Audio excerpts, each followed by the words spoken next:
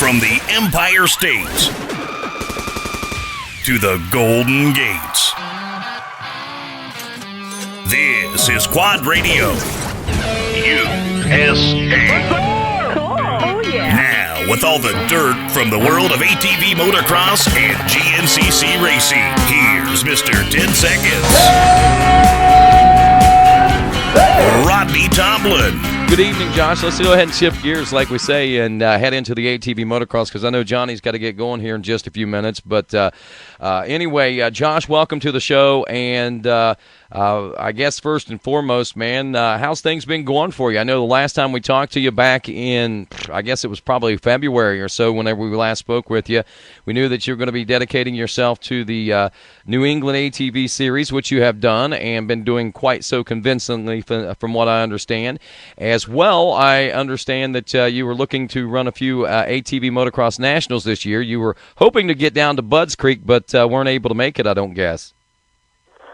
Yeah, things have been going really well for me up in New England. My team, BCS Can-Am, the guys at BCS, Jay and Donald and Jimbo, everybody there, they really bust their tail working on my bike and, keeping it in great shape for me. And, we've been having an awesome season. I haven't lost a moto yet in the pro class, and I've only came in second once in the pro-am class, due to a little bit of a crash in the start. That was at Southwick, and only had limited amount of time to get back to the front. But it's been an awesome season, and I've been shifting gears myself.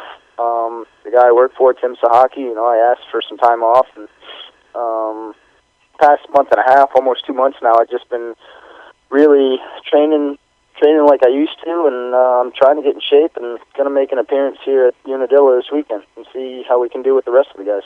Sweet. That is so good to see. I'm glad to see that you've been able to dedicate some time to it, and you're not going to come out, I guess, and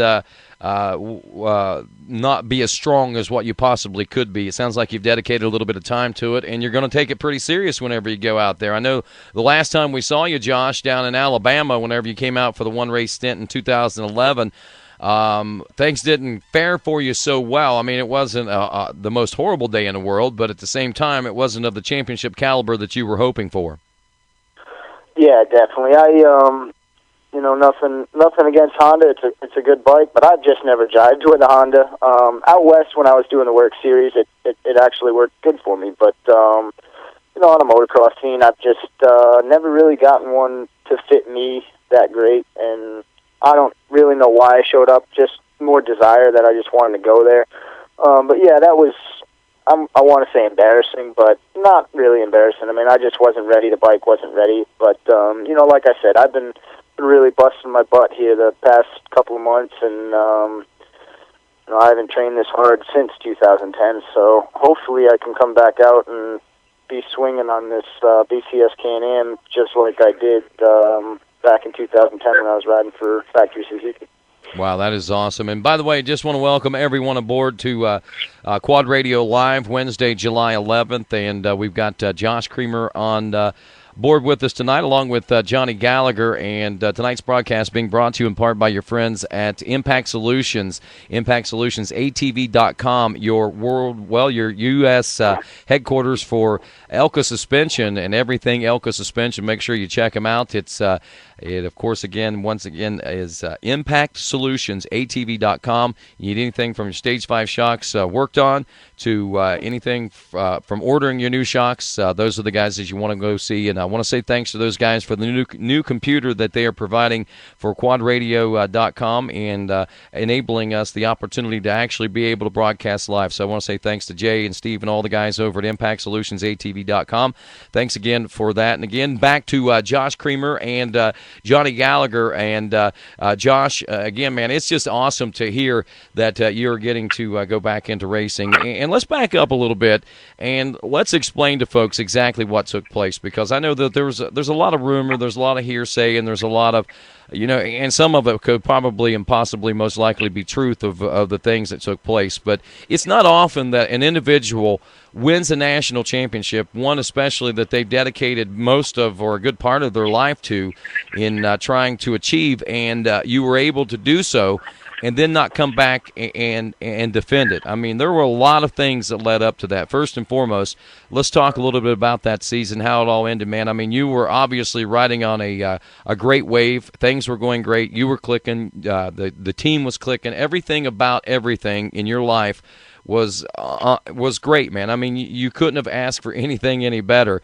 And talk about the carpet being pulled out from under you, man. Yeah, I mean, that was just an unbelievable season when I think back about it. I mean, I started out the year, and I wanted to win the championship. I wanted to win races, and things just started clicking, and I missed the podium one round out of however many rounds there were that year. I only missed the podium once, and ended up taking the championship, and it was unbelievable year. And then after that. Like you said, the carpet getting pulled out from underneath me, and I know how expensive this sport is, and to try to go out and do it on my own, I just can't afford to do that. So it did suck not going out and trying to back it up last year, but it's not like backing it up now, but at least it's kind of going out and showing guys that I'm still here and I still know how to ride. So hopefully I've been training hard enough and I can still do that. Josh, I mean, it's really strange. I mean, so many people, you would think that that the person carrying the number one plate, I mean, you think that you would be the hottest commodity on the market. I mean, why didn't someone step up? Did someone step up? Was it an issue of whether they did step up, but the money wasn't there and you thought it was worth more, or what was the case? I mean, really, get down to the nitty-gritty. I mean, I'm sure it wasn't a matter of dollar and cents as far as what you were getting paid to race as much as it was just to get a program. But, I mean, tell it in your words. I mean, what was it like? I mean, was there any offers? I mean, did you turn some down? I mean, I had some people talking to me, but, if you go ask Chad or you ask John or anybody that's been a factory racer, you know what everyone does and how much effort is put in when you have factory teams out there, and it's just tough going back and trying to do that yourself and knowing that there's still a factory team out there. It's like, well, how are you going to beat them? It's kind of mind-boggling how you can beat them. But, this year, Chad's doing an awesome job so far. Hats off to him, and hopefully he can keep, best of luck to him. It's just, I had some offers, but nothing that really stood out, nothing that I wanted to do, especially when I knew I could just hang out in New England and, have a good time at it and still make a little bit of money at it. Right. Well, did you get to a point where it was pros and cons and things like that? I mean, I guess let me ask you this question, because I know so many people have asked me the same question. I'm just going to point blank ask you the question. Whenever you got the deal to race the West Coast of Work Series and all that pulled together, I mean, was that something that did you take that offer because that's where you wanted to go, because that's where the money was, because that was the only thing you really had going? I mean, why would you, after winning a championship, totally switch series? I mean, why? Really, I didn't have any offers to make any money doing the AMA series. That was an offer that I had on board, where I was going to make some money, and it seemed like a pretty good opportunity to go and try to do something. And unfortunately, things just didn't work out there. The funding was there, and then it got pulled, and it was just kind of a mess. So, like I said, I just backed out of there and came back home to New England. There's nothing more that I would have liked to have done, and then to back up my championship again in 2011. But right. Oh, I'm sure of it, man. And I'm not picking on you, and I don't want you to feel like I'm picking on you, but these are questions I understand.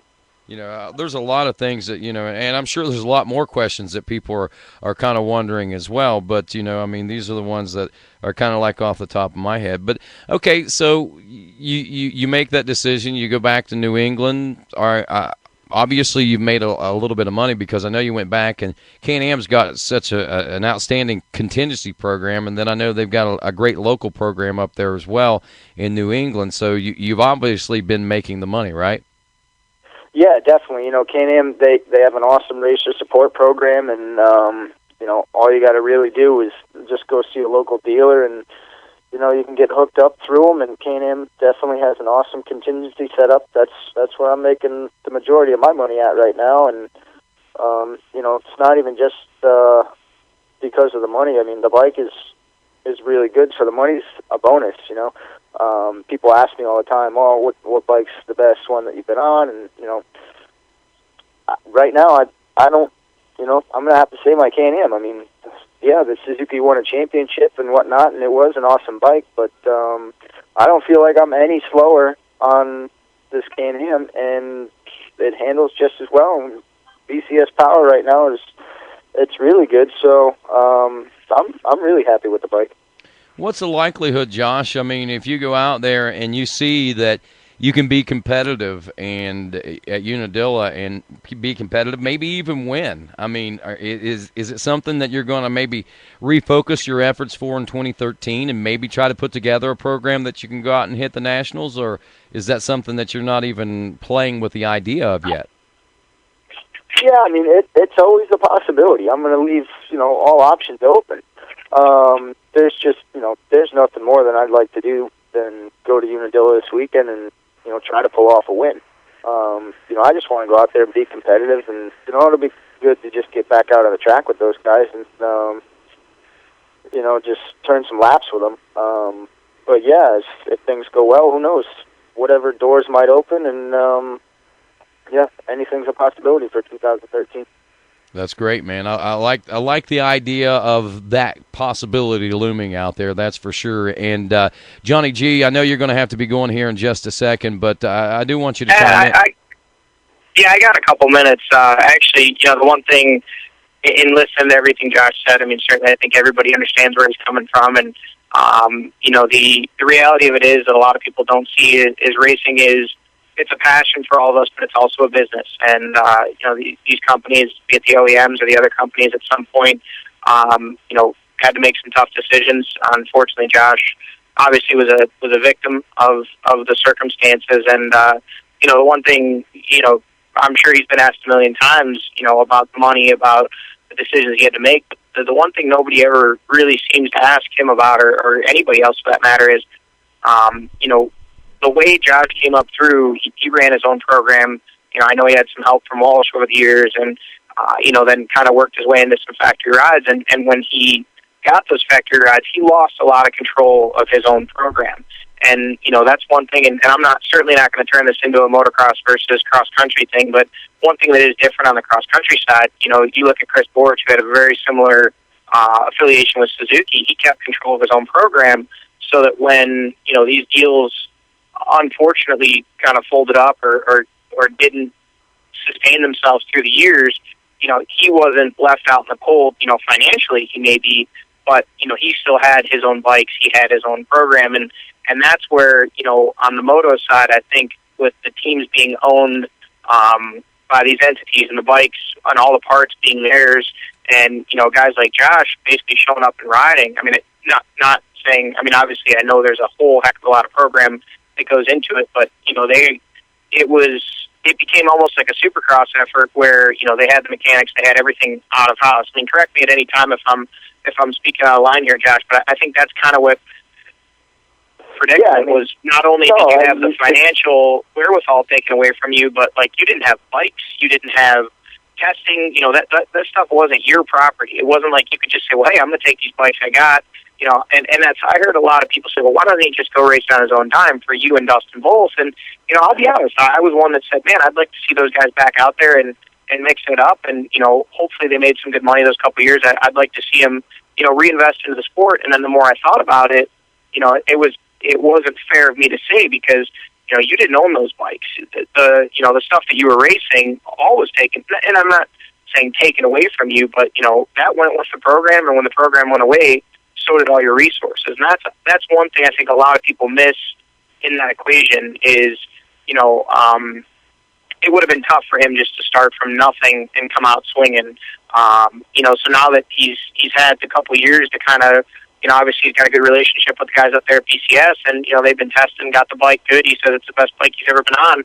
I'm not speaking for him, but I think it'd be awesome to see him come out and not only do well this weekend, but hopefully turn some heads, get some people interested, and pumping some resources into their program to come out and battle for a championship at a national level next year with the time to prepare and the resources to do so.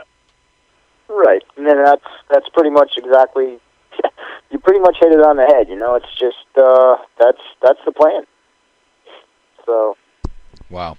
Well, it's definitely good to hear that you're coming out, and I like I said, I heard through a mutual sponsor of ours that you were going to be coming out to Unadilla just this past weekend. Give him a shout out, Justin Glaze from G4 Graphics.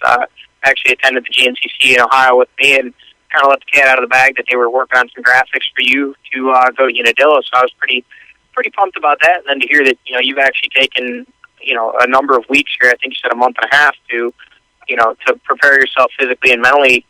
Taking the time off your now 9 to 5 that you have and really focusing. I mean, I think it definitely shows that you're taking this serious. And I know for one, I'll be glued to the computer screen for live timing and scoring for both motos at 1 and 4 o'clock just to see how you fare. And I'll be cheering for you. Yeah, I appreciate that. I'm finally not going to be that guy anymore that's glued to my phone. While I'm either at a New England race in between motos or while I'm not working, because that's usually what I've been doing all year is just looking up the live timing and seeing what's happening. So now people get to have a chance and see me back out there. Let me ask you one thing. In all the basically year and a half that you've missed, how does it? I'm kind of putting you on the spot. How does it feel? At 1 o'clock and 4 o'clock. Knowing that all things being right, you should be out there battling. I mean, put it in your own words. I'm just curious. I'm a lifer. I've been doing this forever, and thankfully, haven't really had any injuries or setbacks that have kept me off the bike or the track for very long. I've almost always been able to make it to the starting line for every race since like 1990. So, you see people that are either injured or away from the sport for a period of time. What's that feeling like to know that a race is going on and you should be in it? Yeah, it's. I mean, last year was worse than it is this year. It really does suck knowing that that's what I've been doing since like 2005, 2006. But like I said, last year was worse than this year. Kind of not a jealousy thing, but just an anxiety thing. Just wishing I was still out there. But do you ever place yourself like in the motos and think, man, if I was there, I'd have been here. When this because I'm sure you get the blow by blow rundown from people of how it happened. I mean, it's got to work in your mind to think, man, if I'd have been there and all things being equal, I could have won that moto. Yeah, sometimes I don't know. I haven't followed it too closely. Kind of just been not keeping my distance, but yeah, I guess you could say keeping my distance from it. I see who wins and get the gist of what goes on. But as far as trying to overwhelm myself in it, I don't do that because then I think it'd just drive me nuts even more. Right. So, but no, I'm definitely ready to get back at it though. Josh, does it give you some incentive to know that the program that Chad Wienen's put together is so successful? I mean, and like Johnny said, now that you've had a couple of years to work on your own program and reestablish some contacts? Yeah, I mean, it's like I said, hats off to him. He's putting together a good program this year, and he's staying healthy. He's winning races. He's doing what he's got to do, and it's pretty cool to see that.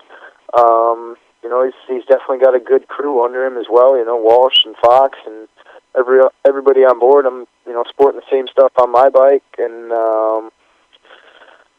only difference is he's on that blue bike. I'm on the yellow one. So, yep.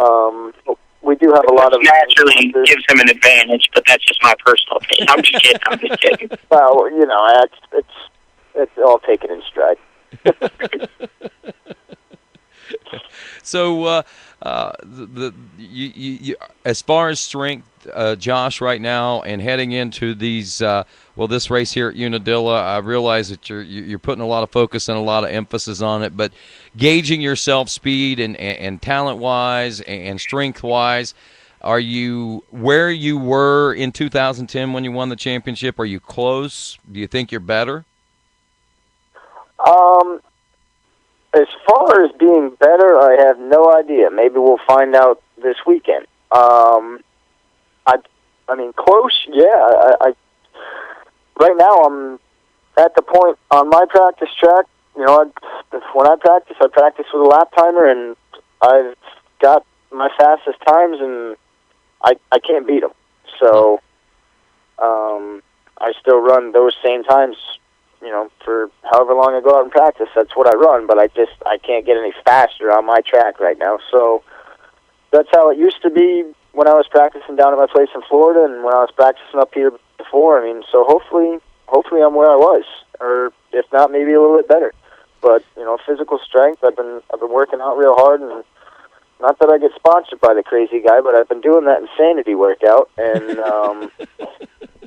there's a reason it's called insanity. I mean, it's an awesome workout. I feel really dumb sitting in front of a TV and jumping around watching a workout video, but I'm completely drenched and have a pool of sweat under me after about 10 minutes. So it's definitely helped getting my cardio back up and kind of getting rid of my winter weight, you could say. And no, things are going really well.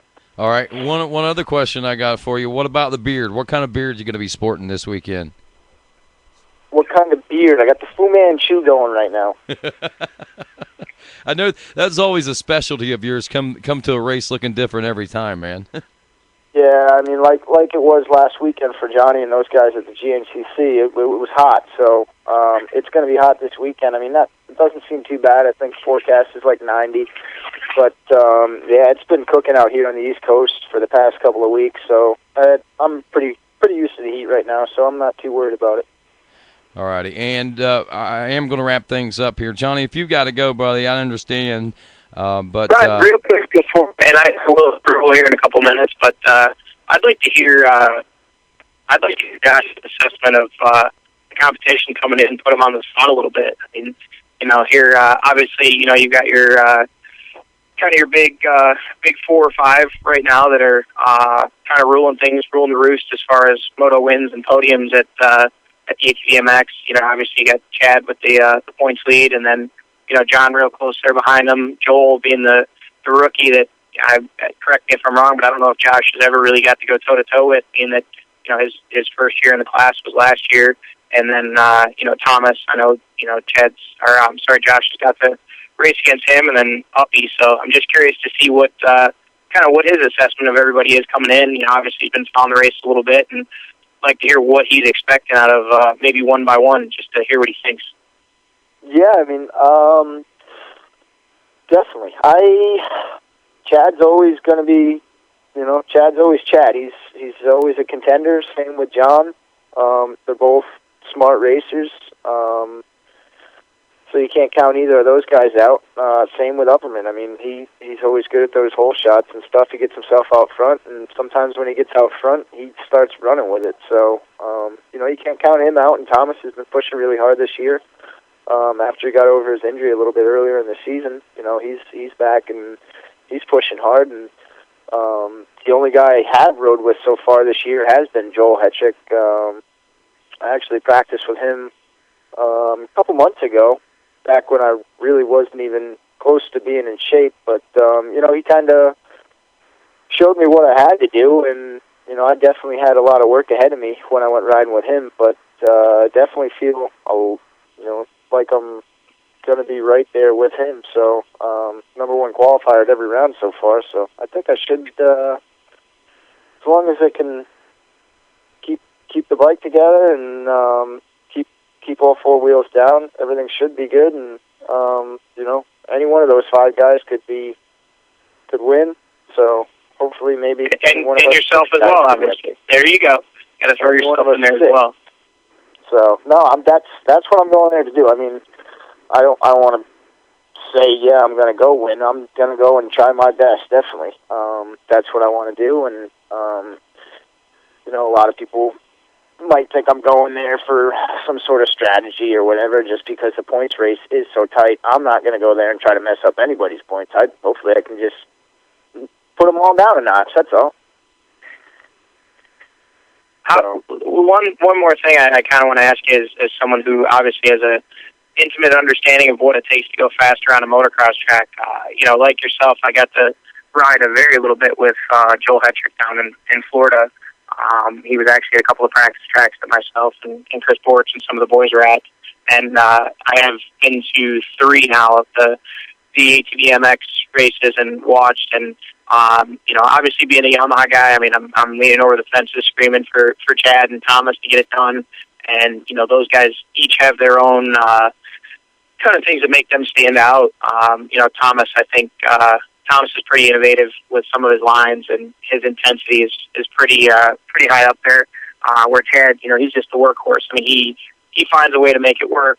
Much like John, like you said, always there, always battling for the wins.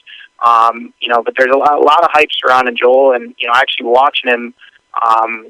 Just kind of like your take on this. What do you think about some of his manipulation of the bike and kind of his unique approach to certain sections?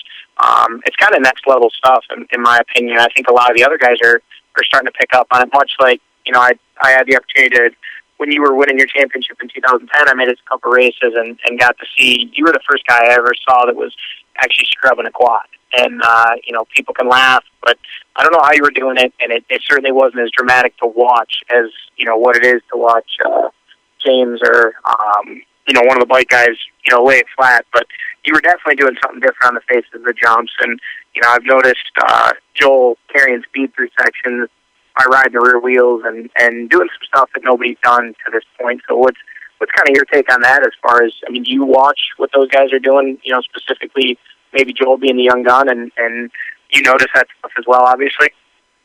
Yeah, definitely. He pushes hard, and you can definitely tell that he's stepped it up this year as far as his riding style and whatnot, because he definitely goes out there and tries stuff that other guys aren't trying, and he's definitely good at, like you said, scrubbing and whatnot. I think I might have taught him a thing or two, definitely. But no, I mean that's something that I've been doing for a while now. I don't know. I just I agree. I mean, I picked that up. I'm not saying I'm the only one, but I saw that in 10 when you were doing your thing, and you were making up time by staying lower to the ground, and it's something I've seen. It's just a lot of the stuff you see. Like Thomas is really good at manualing through some sections, using his body weight and carrying the front end, and Joel kind of mixed that with some scrubbing. And I was watching him at PAX, and the way he puts his lines together, it's really creative, and it's cool to see. I mean, it's the next evolution of the sport. I mean, the first time somebody thought, like you said, the Bubba Scrub, when he first did that, everybody lost their mind, and now you got kids on 65s doing it. So it's cool to see that same kind of stuff coming through ATV. So just kind of wanted to get your 2 cents on that, and see the young kids and the stuff they're doing. Yeah, he's an impressive rider, and hopefully he can just keep racing and keep pushing forward, because I'm sure he's going to be the next big thing here before too long. Well, maybe but you're going to go out there this weekend and try and knock him down one, because that's what you do, man. When you're a racer, you got that drive in there, and it's cool to hear that you're going out there not just to make an appearance, but actually go for a win. And like I said, I am going to go ahead and step off here, but Josh, I obviously won't talk to you between now and then. I want to wish you the best of luck this weekend, and all you guys, and be safe, and I'll be glued to my computer screen. I hope to see you up there in the mix, and I'll be pulling for my boys in blue, but there's a part of me that'll definitely be cheering for you, because it'd be cool to see you come back.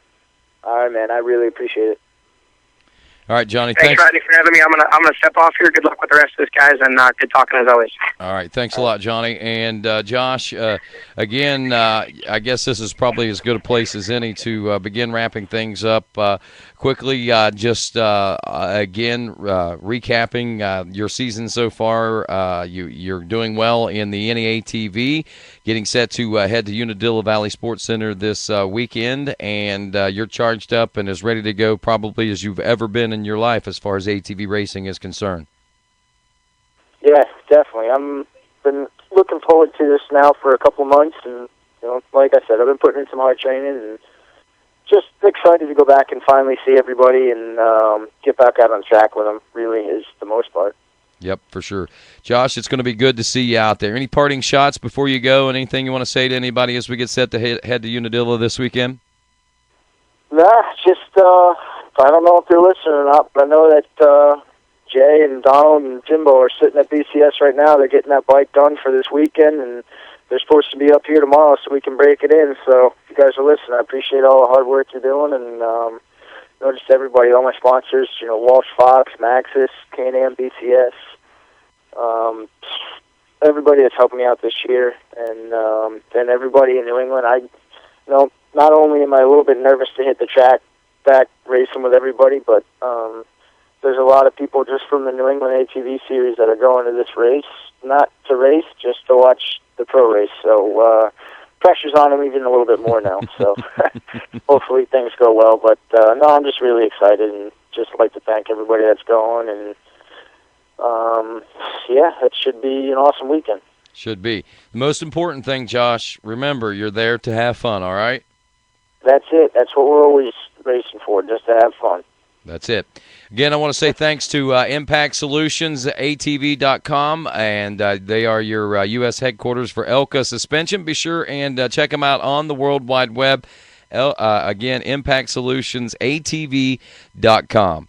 That's Josh Creamer, and on behalf of Johnny Gallagher, my co-host again this evening, I'm Rodney Tomlin. This is Quad Radio.